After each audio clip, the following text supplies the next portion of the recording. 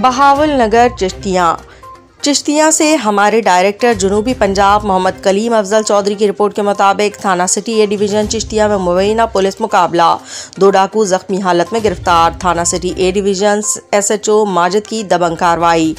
Police मुकाबला, मुल्ज़मान को बसिलसिला recovery, असलहा नाजायज़ लेकर गए।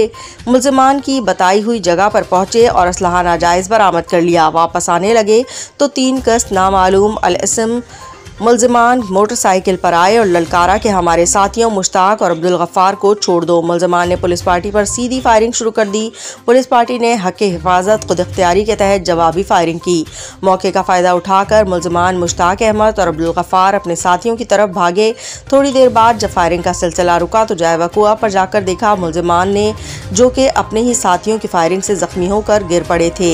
ज़ख्मी होने वाले मुल्ज़मान की शनाख्त मुश्ताक अहमद और अब्दुल गफ्फार के नामों से हुई।